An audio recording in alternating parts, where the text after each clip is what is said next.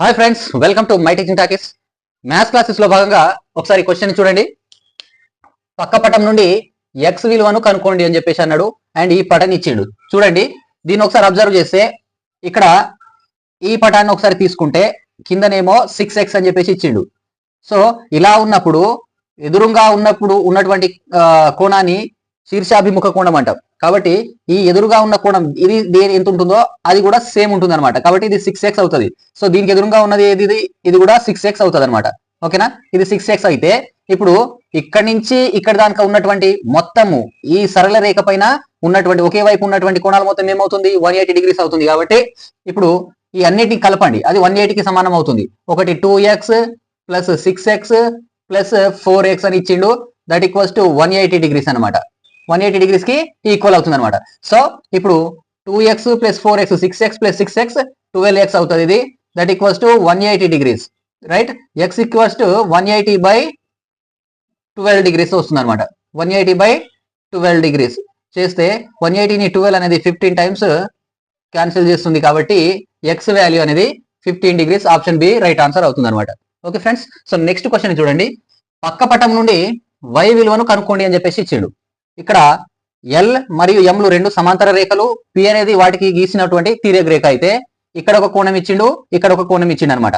So ఇలా ఉన్నటువంటి కోణాలను ఏమంటారంటే ఏకబాహ్య కోణాలు అని అంటారు. సో ఏకబాహ్య కోణాలు అనేవి సమానంగా ఉంటాయి. ఇది ఎంత ఉంటుందో ఇది అంతే ఉంటుంది. కాబట్టి వీటిని సమానం చేయండి. ఏకబాహ్య కోణాలు సమానంగా ఉంటాయి. కాబట్టి 14y minus 1 is equals to 12y plus 17 అవుతుంది అనమాట. రైట్? ఇప్పుడు y టర్మ్స్ ఒకవైపు తీసుకురండి. 14y ఈ ప్లస్ ఇటు ఈక్వల్ దాటితే మైనస్ అవుతుంది. కాబట్టి 12y అవుతుంది. ఈజ్ ఈక్వల్స్ టు ఈ -1 అటుపోతే ప్లస్ అవుతుంది అనమాట. కాబట్టి 17 ప్లస్ 1 అవుతుంది. రైట్? 14 లోంచి 12 పోతే 2y మిగులుతుంది. దట్ ఈక్వల్స్ ఎంత, 18 ఉంది. సో 2 1 జా 2 9 జా క్యాన్సిల్ అయితే y ఈక్వల్స్ టు 9 డిగ్రీస్ మిగులుతుంది అనమాట. సో మనకు కావాల్సింది y విలువ. కాబట్టి దట్ ఈ option B is right answer friends. Next ఈ క్వశ్చన్ ఒకసారి చూడండి. పక్క పటం నుండి PQ రేఖ అనేది ప్యారలల్ గా RS కి ఉందంట. అంటే PQ is parallel to RS అని చెప్పేసి అన్నాడు. ఇది PQ, ఇది RS అంట. మరియు ABC ఒక త్రిభుజము. ABC అనేది ఒక త్రిభుజము. Angle PAB equals to 70. Angle PAB అనేది 70 డిగ్రీస్ అన్నాడు. అండ్ మరియు angle ACS equals to 20 degrees. Angle ACS అనేది 20 డిగ్రీస్ అయితే యాంగిల్ ABC ఎంత? యాంగిల్ ABC అంటే ఇది ఇక్కడ ఎంత అని చెప్పేసి అడుగుతున్నాడు. సో ఫ్రెండ్స్, చాలా ఈజీ. దీనికి సంబంధించిన కాన్సెప్ట్ ఆల్రెడీ మనం వినే ఉన్నాం. ఒక్కసారి ఈ లోపల ఉన్నటువంటి ఈ రెండు సమాంతర రేఖల మధ్య ఏర్పడినటువంటి త్రిభుజాన్ని అబ్జర్వ్ చేస్తే ఆ త్రిభుజం ఇట్లుంది.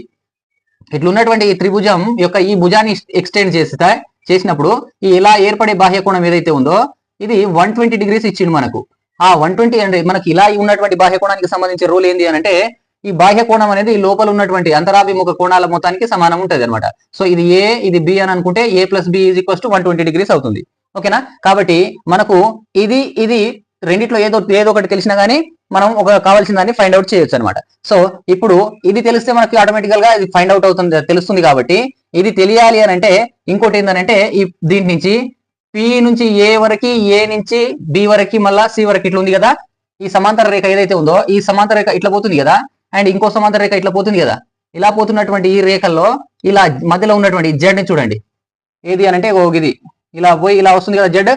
ఈ జెడ్ ని ఒకసారి ఇలా జెడ్ ఆకారంలో ఉన్నటువంటి ఈ పటాన్ని తీసుకుంటే అక్కడ ఈ కోణం ఏదైతే ఉందో అది ఈ కోణానికి సమానంగా ఉంటుంది ఎప్పుడైనా సరే. ఇలా జెడ్ రూపంలో ఉందని అనుకోండి. ఓకేనా? ఇలా జెడ్ రూపంలో ఉంటే ఇక్కడ ఉన్న కోణం ఎంత ఉంటుందో ఇక్కడ అదే కోణం ఉంటుంది. కాబట్టి ఇక్కడ 70 ఉంది అంటే ఈ జెడ్ లో ఇక్కడ 70 ఉంది అని అంటే ఇక్కడ కూడా 70 ఉంటుంది. ఓకేనా? కాబట్టి ఇది 70 అయినప్పుడు అప్పుడు ఇది 70 అయితే ఈ 120 బాహ్య కోణం అనేది అంతరాభిముఖ కోణాల మొత్తానికి సమానం అన్న. కాబట్టి ఈ రెండు కలిపితే కూడా 120 కావాలి. అప్పుడు ఇక్కడ 70 ఉంది అంటే ఆటోమేటికల్ గా 70కి ఎంత కలిపితే అది 120 అవుతుంది అని అంటే 50 కలిపితే అది మనకి 120 అవుతుంది. సో ఆప్షన్ ఇక్కడ రావాల్సినటువంటి కోణం ఎంత? ఆప్షన్ బి 50 డిగ్రీస్ అనేది రైట్ ఆన్సర్ అవుతుంది అనమాట. సో ఈ రెండు విషయాలు ఇక్కడ దాగి ఉన్నాయి. ఓకే ఫ్రెండ్స్, నెక్స్ట్ ఈ క్వశ్చన్ ఒకసారి చూడండి. రెండు వృత్త కేంద్రాల మధ్య దూరం 13 సెంటీమీటర్లు అంట.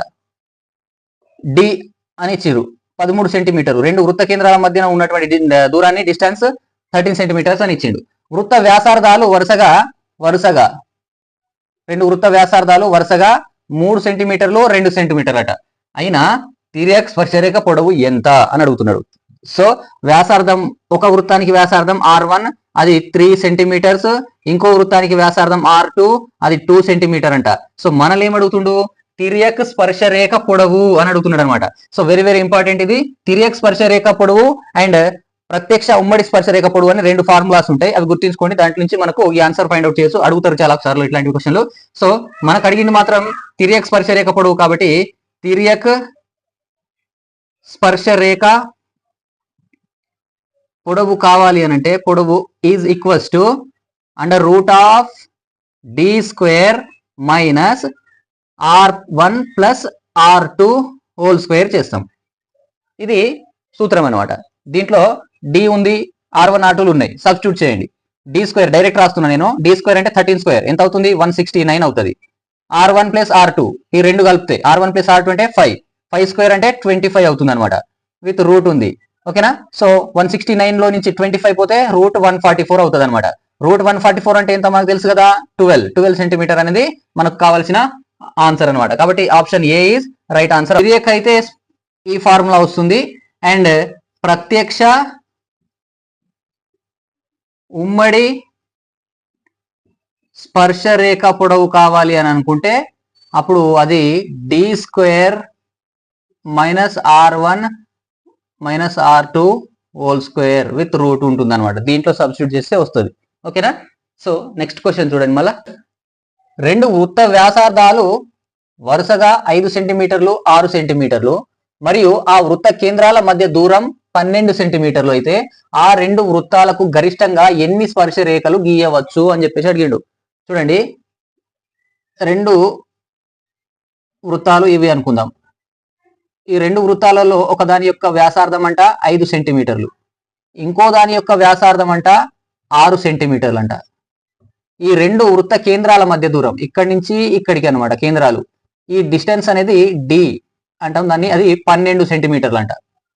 సో ఇదే మొత్తం, ఇది ఇక్కడి నుంచి ఇక్కడ దాకా 12 సెంటీమీటర్లు అయితే ఆ రెండు వృత్తాలకు గరిష్టంగా ఎన్ని స్పర్శ రేఖలు గీయొచ్చు అని చెప్పేసి అడుగుతున్నాడు అనమాట.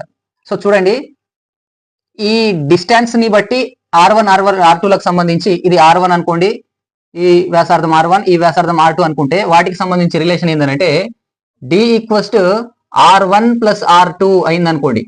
D = R1 ప్లస్ R2 అయితే అంటే ఈ రెండు కలిపితే ఆ డికి ఈక్వల్ గా అయినప్పుడు అప్పుడు 3 స్పర్శ రేఖలు గీయొచ్చు. 3 స్పర్శ రేఖలు గీయొచ్చు మనం, రైట్. ఎలా అనంటే ఇటు చూడండి, ఇదొక సర్కిల్ అండ్ ఇదొక సర్కిల్ ఉందనుకోండి. ఈ రెండు సర్కిల్స్ అనేవి స్పర్శించుకుంటున్నాయి.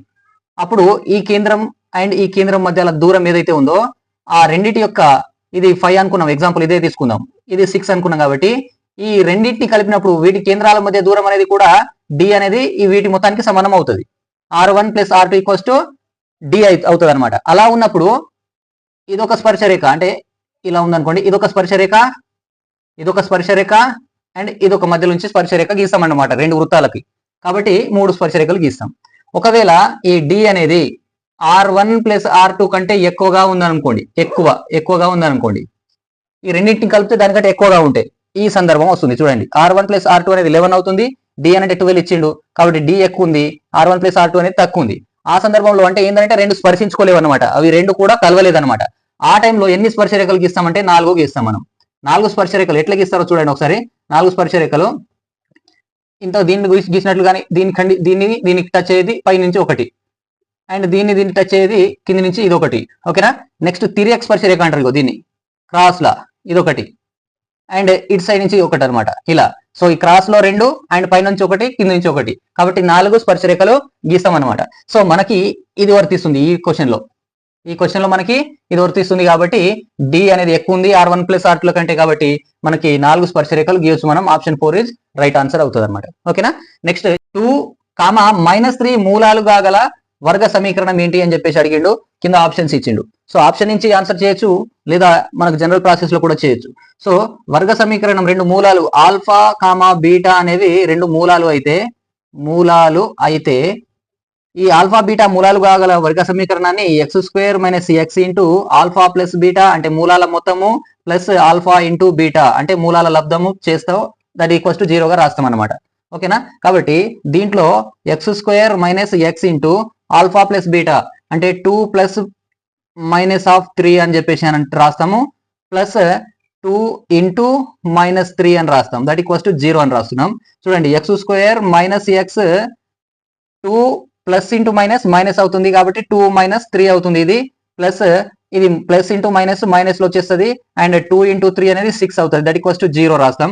సో x² ఇది అట్నే ఉంటుంది, -x అని అంటే ఇది చూడండి ఒకసారి, ఇది -x ఇది -1 అవుతుంది. 2 లోంచి 3 పోతే -1 అవుతుంది కాబట్టి -x ఇంటూ -1 అనేది +x అవుతుంది అనమాట. అండ్ -6 ఈక్వల్స్ టు 0 అవుతుంది, రైట్? కాబట్టి మనకు కావాల్సిన ఆన్సర్ ఆప్షన్ డి అవుతుంది అన్నట్టు, రైట్? ఈ విధంగా ఒకటి చేయొచ్చు, లేదు అంటే డైరెక్ట్ గా మనం ఆప్షన్ ద్వారా చేయొచ్చు అనమాట. ఆప్షన్ ద్వారా ఎట్లా అంటే మూలాల మొత్తం ఏమవుతుంది చూడండి ఒకసారి, మూలాల మొత్తం ఏంటి అని అంటే ఈ రెండింటిని కలపండి, రెండింటిని కలిపితే ఏమొస్తుంది, -1 వస్తుంది. -1 ని -x, ఇక్కడ -x ఉంది కాబట్టి -x తో మల్టిప్లై చేయాలి, అప్పుడు +x రావాలి. సో +x లో ఉన్నటువంటివి ఆన్సర్స్ అవుతాయి. +x లో ఇక్కడ +x లేదు అసలు కాబట్టి ఇది కాదు, ఇక్కడ -x ఉంది కాబట్టి ఇది కాదు. సో ఈ రెండింటిలో ఏదో ఒకటి కావచ్చు. నెక్స్ట్ ఏం చేయాలి, ఈ రెండింటిని మల్టిప్లై చేయండి. మైనస్ లో ఉంది, -2 3 ఉంది, +2 ఉంది కాబట్టి వీటి మల్టిప్లికేషన్ అనేది మైనస్ లో ఉండాలన్నమాట. ఇక్కడ చూస్తే ప్లస్ లో ఉంది అండ్ ఇక్కడ చూస్తే మైనస్ లో ఉంది కాబట్టి option D is right answer అని ఇట్లా కూడా ఆప్షన్ల ద్వారా కూడా చేయొచ్చు మనం. ఓకేనా? నెక్స్ట్ క్వశ్చన్ చూడండి, 2x + 3y to the power of 6 విస్తరణలోని పదాల సంఖ్య ఎంత అని అడుగుతున్నాడు. డైరెక్ట్ గా ఆన్సర్ చెప్పేయచ్చు మనకి ఇది తెలిస్తే. x + y to the power of n అనే విస్తరణలో పదాల సంఖ్య కావాలి అని అంటే అప్పుడు దాన్ని ఎట్లా ఫైండ్ అవుట్ చేస్తామనంటే ఈ విస్తరణలో పదాల సంఖ్య అనేది n+1 అవుతుంది అనమాట. దీనికి పవర్ ఎంత ఉందో దానికంటే ఒక నెంబర్ ఎక్కువ ఉంటుంది కాబట్టి డైరెక్ట్ గా దీన్ని కంపేర్ చేయండి. ఇక్కడ n అంటే ఎంత ఉంది, n = 6 ఉంది కాబట్టి మనకు ఆ విస్తరణలోని పదాల సంఖ్య 6 + 1 7 అవుతుంది అనమాట. కాబట్టి ఆన్సర్ ఆప్షన్ బి అవుతుంది, రైట్? నెక్స్ట్ క్వశ్చన్ చూడండి, 3x - 2y - 7 = 0 అను రేఖ యొక్క వాలు ఎంత అని చెప్పేసి అడుగుతున్నాడు. సో ax + by + c = 0 అనే రేఖ యొక్క వాలు అనేది ఏమవుతుంది అని అంటే -a/b అవుతుంది. ఇది గుర్తుంచుకోండి, -a/b, లేదా దాన్ని y = mx + c గా రాయొచ్చు. అలా రాస్తే కూడా అప్పుడు వాలు అని అంటే ఇది m వాలు అవుతుంది అనమాట. దాన్ని m = ఏం రాస్తాం మనం అంటే -x గుణకం బై y గుణకం అని కూడా రాస్తాము, రైట్? -x గుణకం లేదా y గుణకం, m అంటే ఏంటి, వాలు అనమాట. కాబట్టి ఇది గుర్తుంచుకోండి, ఇలా ఈ రూపంలో ఉన్నటువంటి సమీకరణానికి వాలు అనేది -x గుణకం బై y గుణకం అవుతుంది. చూడండి ఇక్కడ -x గుణకం ఎంత ఉంది, 3 ఉంది కాబట్టి -3 బై y గుణకం ఏముంది, ఇది ప్లస్ ఉంది, ఇక్కడ మైనస్ ఉంది కాబట్టి -2 రాస్తాం. ఓకేనా? -2 రాస్తాం, దట్ ఈక్వల్స్ టు -0 క్యాన్సిల్ అయిపోతే మనకి 3/2 అనేది మిగులుతుంది. సో 3/2 అంటే ఆప్షన్ బి అనేది రైట్ ఆన్సర్ అవుతుంది. Okay friends, next tan 26 degrees into tan 64 degrees is equals to how much అని చెప్పేసి అడుగుతున్నాడు. ఈ క్వశ్చన్ ఎట్లా చేయాలంటే చూడండి ఒకసారి, tan 26 degrees into tan 64 degrees ఉంది కదా, ఈ tan 64 degrees ఏ విధంగా రాయొచ్చు మనం అంటే దీన్ని tan 26 degrees అలాగే రాయండి ఇంటూ దీన్ని tan 90 - 26 degrees అని రాయొచ్చు. 90 లోంచి 26 తీసేస్తే కూడా 64 అవుతుంది కాబట్టి ఇలా రాయొచ్చు. అప్పుడు tan 90 - θ అనేది ఏమవుతుందంటే cot θ అవుతుంది, cot θ. tan 90 - θ అనేది cot θ అవుతుంది కాబట్టి tan 26 degrees ఇంటూ tan 90 - θ లాగా ఉంది, అది cot 26 degrees అవుతుంది అనమాట. సో tan ఇంటూ cot ఎక్కడన్నా సేమ్ రేషియోలో ఉన్నప్పుడు దాని వాల్యూ 1 అవుతుంది కాబట్టి ఇది 1 కి సమానం అవుతుంది అనమాట. కాబట్టి option D is right answer అవుతుంది, సింపుల్ గా చేసేయచ్చు. నెక్స్ట్ చూడండి, sin 5 into cos 85 degrees plus cos 5 degrees into sin 85 degrees is equals to ఎంత అని చెప్పేసి అన్నాడు. దీన్ని ఒకసారి ఇది 5 degrees అనేది ఏ అనుకోండి, ఇది బి అని అనుకోండి. అప్పుడు అది ఎట్లుంది అని అంటే sin a cos b plus cos a sin b లాగా ఉంది. So sin a cos b plus cos a sin b అని అంటే దీన్ని మనం ఏమని అంటాం, sin a ప్లస్ b అని అంటాం.